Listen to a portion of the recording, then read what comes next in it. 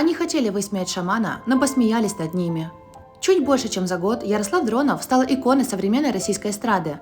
Его песни нашли пылкий отклик у миллионов людей.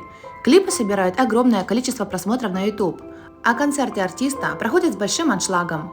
И, конечно, такой ажиотаж вокруг молодого певца бьет по эго некоторых его более зрелых и опытных коллег, особенно тех, кто покинул родину в свете последних событий.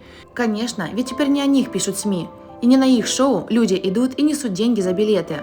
Потеряли хлеб, получается. Если бы только это, ведь утрата доверия – штука более серьезная. Сегодня критиковать шамана стало своего рода модным трендом. Для некоторых артистов это чуть ли не единственный способ вернуть свое имя в первые полосы. Но некоторые пошли куда дальше и сделали собственные пародии на громкий хит «Я русский». Впечатления у публики от этого остались, мягко говоря, неоднозначные.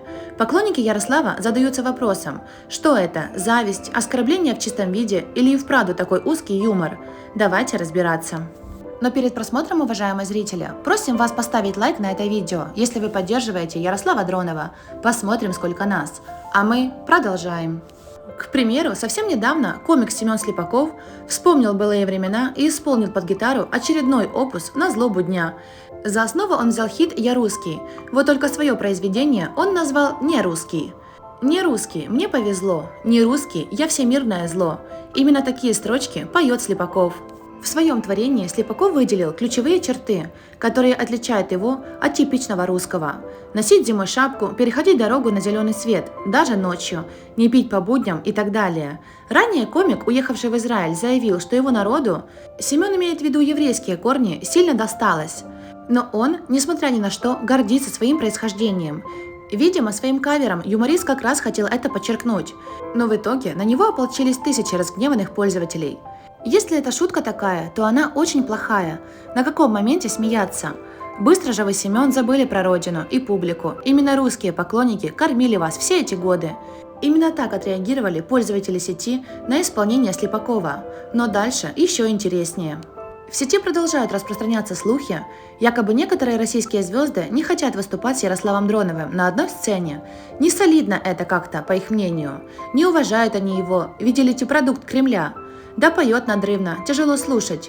И вместе с тем, если он им так не нравится, почему же они о нем говорят? Почему вокруг шамана столько шума, причем создают его не поклонники, а как раз те люди, которые сомневаются в его таланте и кричат о его проплаченной востребованности? Недавно в СМИ появились интригующие заголовки. Например, унизившие шамана артисты столкнулись с проблемами. Неужели это правда? Что за кара небесная постигла тех, кто руки не подаст народному артисту Ярославу Дронову? Также пользователи сети поддержали Ярослава на съемках главного новогоднего концерта.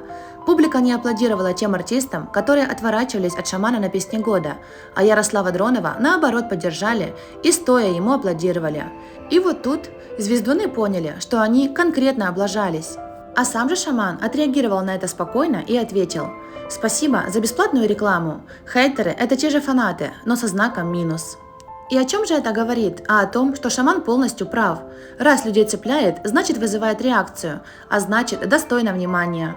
Зависть? Скорее всего, да. Попытка оскорбить и самоутвердиться? Вполне возможно, но только крайне бесполезная.